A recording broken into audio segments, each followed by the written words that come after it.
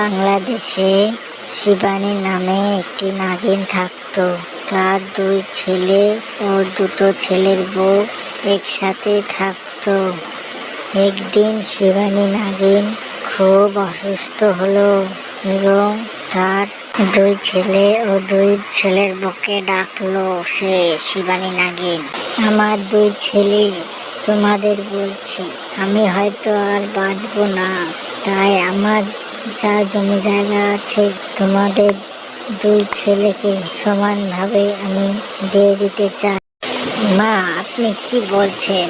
আপনি ভালো হয়ে যাবে, আপনি বেঁচে থাকবেন, আপনি মরবেন না মা। আপনি সব কি বলছেন? আমরা জমি জায়গা আপনার নিব না মা।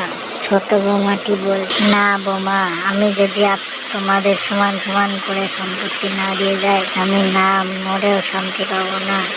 মা, আপনি ঠিকই বলেছেন, আপনি হয়তো আর বাঁচবেন না, দেখে লাগছে 1-2 দিনের মধ্যে মারা যাবেন।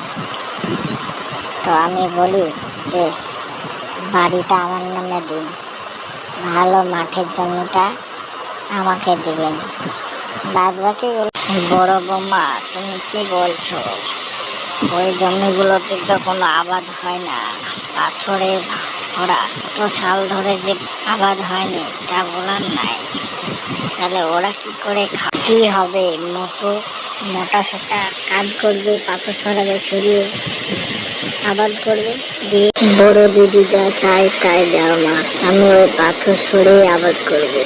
ঠিক আছে, আমি তাই দিচ্ছি। বড় মামা, তুমি যা চাও তাই দিচ্ছি। ছোট মামা, তুমি যা চাও তাই দিচ্ছি। 2 দিন পর তার শাশুড়ি মারা গেল এবং যে যা পেয়েছে তাই নিয়ে করে খাচ্ছে। ওইভাবে কিছুদিন চললো।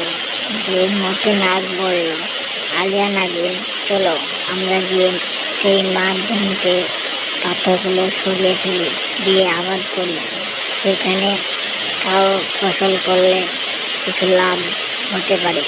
ঠিক আছে নাগরাজ, তাহলে চলুন যাওয়া যাক সেই জমিতে।